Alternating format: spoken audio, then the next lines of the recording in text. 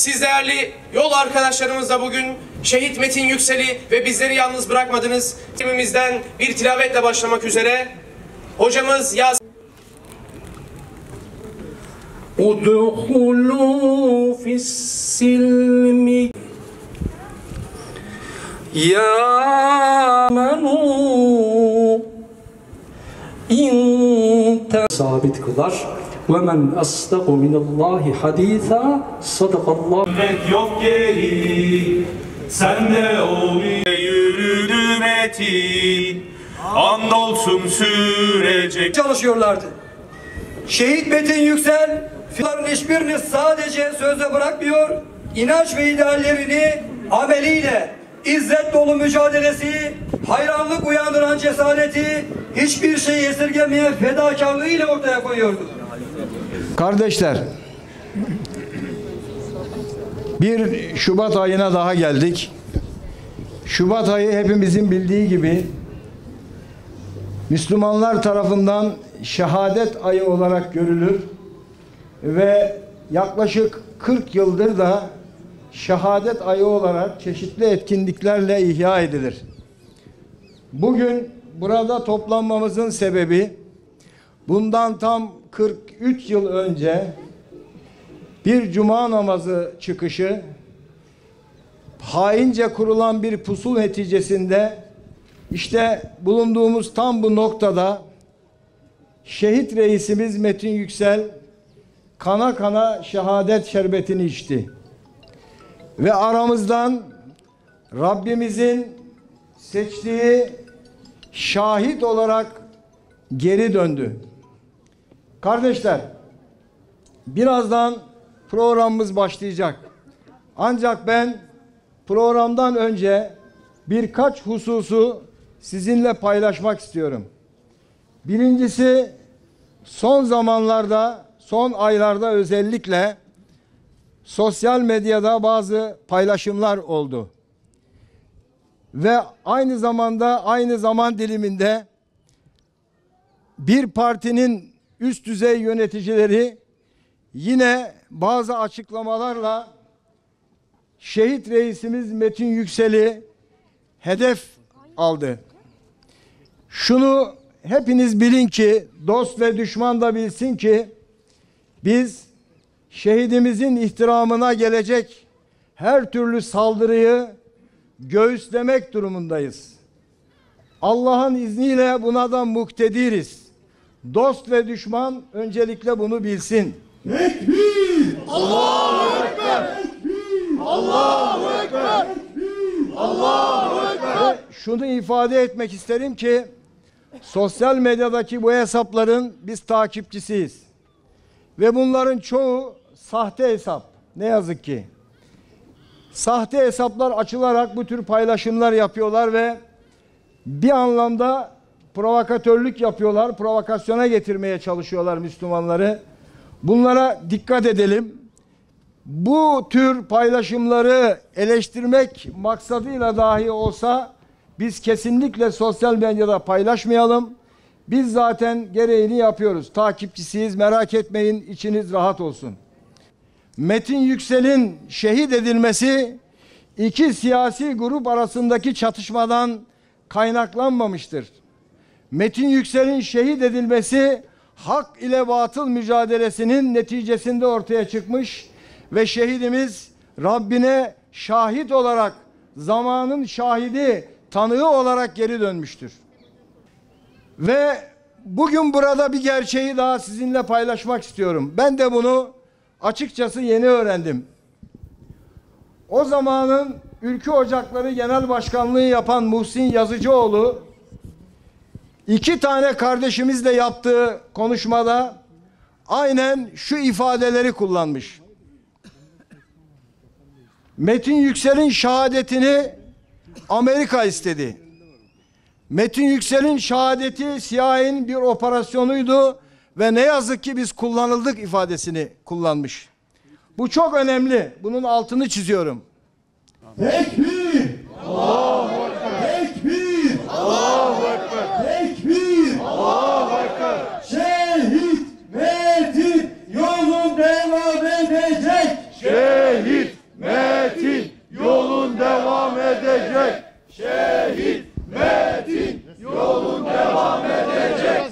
Şehit Metin Yüksel'in çok değerli dava arkadaşları ve İslam'ı gönlünde bir kor gibi taşıyan ümmetin fertleri. Şehit Metin Yüksel platformunun bünyesinde gerçekleştirilen Metin Yüksel'i anma programına hepiniz hoş geldiniz, sefalar getirdiniz. Bugün özellikle şehir dışından gelen misafirlerimiz var. Onlara ayrı bir teşekkür etmek istiyoruz. Siz değerli yol arkadaşlarımız da bugün Şehit Metin Yüksel'i ve bizleri yalnız bırakmadınız. Sizlere de çok teşekkür ediyoruz. Sözlerin en güzeli olan Kur'an-ı Kerim'imizden bir tilavetle başlamak üzere hocamız Yasin Aydoğan'ı buraya davet ediyorum.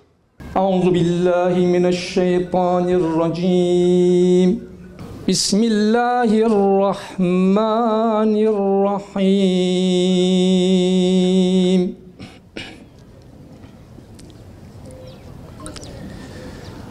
Ya eyyühellezine amenu udhulu fissilmi kâffeh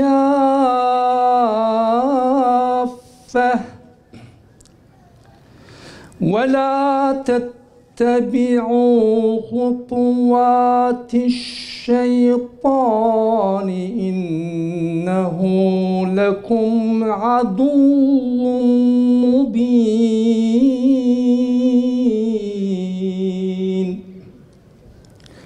Bakara suresi 208. Ey iman edenler! İslam'a tüm varlığınızla, her şeyinizle topyekün girin. Sakın şeytanın adımlarını izlemeyin. Muhakkak ki o sizin için apaçık bir düşmandır. Tarafım gül ve diken, eş dost komşu kardeş olur. Yükseldiğim yer cennetken, düştüğüm yer ateş olur. Düşen ateşin her kıvılcımı bizlerin gönlünde yer ettikçe şehitler ölmeyecek, diriliş bitmeyecektir. Şimdi basın açıklaması yapmak üzere Recep Erol hocamızı buraya davet ediyorum.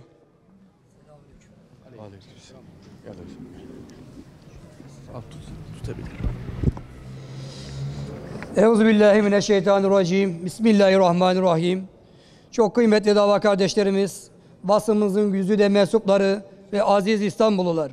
Hepinizi hürmet ve muhabbetle selamlıyorum. Esselamu Aleyküm. Sabah yakın değil mi? Kendisini İslam davasına ve ümmetimizin kurtuluşuna adamış aziz şehidimiz Metin Yüksel'i şehadetinin 43. yıl dönümünde bir kez daha rahmet, minnet ve hasretle anıyoruz. Aziz şehidimizin şahsında ümmetin tüm şehitlerini de rahmetle anıyor, onların kutlu hatıratını ve şeref dolu miraslarına sadakat ahdimizi bir kez daha tazeliyoruz. Allahu Teala kendi yolunda öldürülenleri ölümsüz olarak tanımlarken şüphesiz ki bu tanımlama her şeyden önce bu şehitlerimizin uğruna adadıkları yolda ortaya koydukları fikir, eylem, mücadele ve adanmışlıkların ölümsüzlüğüdür. Onlar şehadetleriyle birlikte davalarını da kavgalarını da ölümsüz kıldılar. Onlar şehadetleriyle nesilden nesile ulaşacak kutlu bir mesajı Müslümanların kalplerine silinmez bir mürekkeple yazmış oldular. Bugün bizlerin 43. yılında aziz şehidimizi büyük bir sevgi ve hasretle anıyor olmamız da onun bizlere miras bıraktığı bu kutlu davayı zaferlerden zaferlere taşıma azim ve irademizi göstermektedir. İslami hareket engellenemez. İslami hareket engellenemez. İslami hareket engellenemez. Bu dava bizden sonra da devam edecek. Çağlar ve nesiller bu şehitlerimizin sönmeyen meşalesiyle ebediyen aydınlanacaktır. Şehidimizi, şahsiyet ve mücadelesini tanımak ve kavramak için onun şehit olduğu dönemde ülkemizde, bölgemizde ve tüm dünyada hak batıl mücadelesinin serüvenine göz atmamız gerekmektedir. Zira şehitlerimiz aynı zamanda içinde yaşadıkları dönemin ve çağın adil şahitleridirler. Doğu ve Batı emperyalizmin İslam dünyasına doğrudan ya da dolaylı olarak sulta kurduğu, tağuti, cahiliye düzenlerinin Müslümanlara yönelik zulüm ve zorbalıklarının giderek azgınlaştırdığı bir dönemde, aziz şehidimiz Metin Yüksel, Balkanlardan Filipinlere, Filistin'den Mora'ya, tüm yeryüzündeki mazlum Müslümanların haklarını, özgür ve onurunu savunma bayrağını kaldırıyor.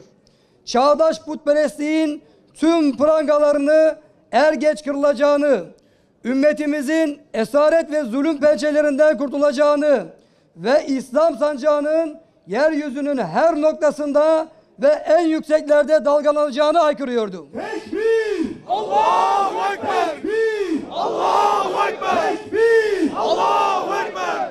Şehit Metin Yüksel bu yönüyle bir umut menbaı ve bir kurtuluş müjdecisiydi. Onun iman ve bilinci, onun irade ve basireti, onun azim ve kararlılığı, her türlü karamsarlığı, her türlü korku ve kargayı dağıtıyor, özellikle Müslüman gençler için engin bir cesaret ve moralin kaynağı oluyordu. Dolayısıyla aziz şehidimiz Rabbimizin üzülmeyin, gevşemeyin, inanıyorsanız en üstün olan sizlersiniz buyruğunun canlı örnekliğini ortaya koyarken, sabah yakın değil mi ayetinin de parıldayan bir timsali olarak dünya Müslümanlarının ve pek yakında özgür yarınların sabahlarına uyanacağının müjdelisi oluyordu. Ve bizler bu aziz şehidimizin şehadetinin ardından İslam ümmeti olarak öylesine büyük, öylesine azametli ve öylesine coşkulu zaferler yaşadık ki bunları hayal bile etmek mümkün değildi. Yenilmezlik zırhına bürünen Siyonist İsrail rejiminin Nil'den Fırat'a Büyük İsrail projesinin nasıl çöktüğüne, orduların nasıl ezimete uğradığına, Lübnan ve Filistin topraklarında nasıl dağılıp parçalandığına ve özgür Kudüs ışıklarının ufkumuzu nasıl aydınlattığına şahit olduk. Ümmetiz, kardeşiz, kazanacağız. Ümmetiz, kardeşiz, kazanacağız. Ümmetiz, kardeşiz, kazanacağız. Gencecik Filistinlilerin ellerindeki taşlarla başlayan intifanın bugün Siyonist rejimin her noktasında uzun menzilli füzelerle vuran bir Kudüs cephesine dönüştüğüne tanık olduk. Artık bu kanser uru Siyonist rejimin ortadan kalkacağını, Siyonistlerin kendilerini bile itiraf etme durumuna geldiler. Allah'ın izniyle bu gayrimeşru Siyonist rejiminin ortadan kalkıp denizden nehre bütün Filistin'in kurtulduğu günlerin ne kadar yakın olduğunu tüm benliğimizle hissediyor, onun çabasını, onun iştiyakını yaşıyoruz. Tüm bu hakikatler aziz şehidimizin bizlere göstermiş olduğu özgür ve aydınlık günlerin gerçekleşmesinin örneklerindendir. Bizler onun umut ve güven veren gözlerine bakarken o da sabah yakın değil mi ayetini okuyarak zafer dolu aydınlık yarınlarımıza işaret ediyordu. Değerli bacı ve kardeşlerimiz, içinde bulunduğumuz bu ay aynı zamanda Siyonizme karşı mücadelede baş öğretmenimiz olan büyük mücahit Necmettin Erbakan hocamızın Rabbine kanat çırptığı aydır. Bizleri her zaman Kudüs davasına yönelten aziz hocamızı da rahmet ve minnetle anarken onun kutlu hatıratını bir kez daha selamlıyoruz. Tekbir! Allahu Ekber! Tekbir! Allahu Ekber! Tekbir! Allahu Ekber! Merhum Erbakan hocamızın eğitim ve terbiyesinden geçen Şehit Metin Yüksel, İslam'ın oğlu, Kur'an'ın eri ve ümmetin fedaisiydi. İslam davası onun canı, ruhu ve özüydü. O hem ümmet, hem vahdet, hem de mukavemet idi. O bütün Müslümanlara yönelik kardeşlik gayretini üzerinde taşıyor, küresel emperyalizmin ve tağutlara karşı dinmez bir mücadele ve direnişi mücadelesiyle ortaya koyuyordu. Cihad ve mukavemet onun haddiydi. İslam'ın şiarlarını ve mukaddesatını savunmak, Kur'an nizamının egemenliği için durmaksızın bir kavgayı kuşanmak, onun asil ve örnek şahsiyetini yansıtıyordu. Şehit Metin Yüksel, ailesinden aldığı ahlaki terbiyesiyle hem ihlas, hem tevazu, hem de sevgi ve mihribanlık abidesiydi. İnsanlarla ve tüm dava arkadaşlarıyla ilişki biçimi tamamen içten ve sevgi doluydu. Şefkat ve hürmetini herkes hissediyordu. O gençti, evlenmemişti ve çocukları da yoktu. Ama Müslüman gençler ona bir ağabey gibi baktıkları gibi mihriban ve müşfik bir baba gibi seviyorlardı. Şehit Metin yolun devam edecek. Şehit Metin yolun devam edecek. Şehit Metin yolun devam edecek. Mazlum ve mahrumlar onun kanatları altına koşuyor, yoksulluklarını onun merhametiyle gidermeye çalışıyorlardı. Şehit Metin Yüksel fikir ve inançlarını sürekli dile getiriyor, konuşmalar yapıyor, görsel afişler hazırlıyor, seminerler veriyordu. Ama o bunların hiçbirini sadece sözle bırakmıyor, inanç ve ideallerini ameliyle, izzet dolu mücadelesi, hayranlık uyandıran cesareti, hiçbir şeyi esirgemeyen fedakarlığı ile ortaya koyuyordu. Hayat, iman ve cihattır düsturu, onun hayatının ve şahsiyetinin aynası ve şiarı olmuştu. Şehit Metin Yüksel, Akıncılar Hareketi'ni halkın da gençliğinde bir buluşma noktası haline çevirmiş, genç yaşlı, avam havas, İslam davasının mulis ve sadık insanları onun mücadelesiyle bütünleşiyor. Akıncılar Hareketi onun birlikte İslam ümmeti için bir meşale oluyordu. Ümmetiz, kardeşiz, kazanacağız. Ümmetiz, kardeşiz, kazanacağız. Ümmetiz, kardeşiz, kazanacağız. Değerli bacı ve kardeşlerimiz, hepimiz biliyoruz ki bugün bizim aziz şehidimiz için bir anma programı düzenlememiz sadece geçmişteki mücadeleleri ve şehitlerimizi hayırla yad etmek için değildir. Sadece bir şükran ve bir vefa gösterisi için değildir. Bizler bu aziz şehidimizden ve tüm şehitlerimizden aldığımız derslerle onların bayrağı altında aynı mücadelede, hattında, aynı hedefler ışığında adanmış bedenlerimiz ve şehadete arzulu yüreklerimizle sarsılmaz bir ümmet bilinciyle kendi birliğimizi, kardeşliğimizi ve mücadele zeminlerimizi daha da güçlendirerek içinde bulunmuş olduğumuz siperlerden şehitlerimizi selamlamalı ve şehitlerimizle ahitleşmeliyiz. Bu vesileyle aziz şehidimizin şehadetinin yıl dönümünde bu şehidimizin pak ruhaniyetleri önünde alemlerin Rabbi olan Allah'a söz veriyoruz. Ya Rab, sen şahit ol. Kendi katına ölümsüzler olarak aldığım bu aziz şehitlerimizin bayrağını elden ele taşıyacak. Menzil menzil zaferlerden zaferlere dalgalandıracağız. Ya Rab, sen şahit ol. Aziz şehitlerimizin mukaddes bir emanet olarak bıraktıkları cihat ve mukavemet yoluna her zaman sadık kalacak ve bu yolun sürdürülmesi için hiçbir fedakarlık ve mücadeleden kaçınmayacağız. Ya Rab, sen şahit ol. İslam ümmetinin birliği ve dirliği için, İslam düşmanlarının oyunlarını ve tuzaklarının bozulması için, Müslümanlar arasında tutuşturulmak istenen tüm fitne ateşlerinin söndürülmesi için tam bir sorumluluk ve basiretle hareket edecek, Müslümanlar arasında mezhepçi ve kavmiyetçi hiçbir ayrım ve düşmanlığa fırsat vermeyeceğiz. Ya Rab, sen şahit ol. Sen bizi tek bir ümmet olarak tanımladın. Bizlere de yegane önderimiz Hazreti Resulü Ekrem'in bayrağı altında tek ümmet olarak ayakta duracağımız, tek ümmet olarak hareket edeceğimiz, tek ümmet olarak mücadele edeceğimiz bir davayı bıraktın. Ya Rab, bu yolda ayaklarımızı sabit kıl. Üzerimize sabırlar yağdır. Ve düşmanlarının karşısında bizleri başarı, zafer ve esenlik yollarına ulaştır.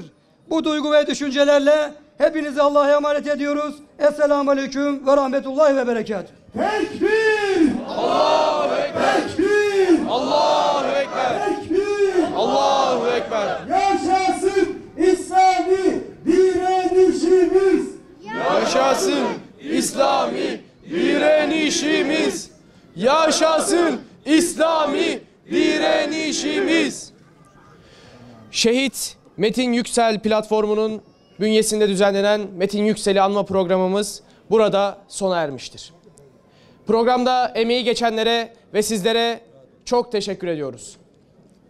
Bugün Metin Yüksel bilincinin ve davasının devamı için, dirilişi ve direnişi için çaba sarf ettik. Sizler de aynı çabayı devam ettireceksiniz inşallah. Sizleri Allah'a emanet ediyoruz. Sağ olun, var olun.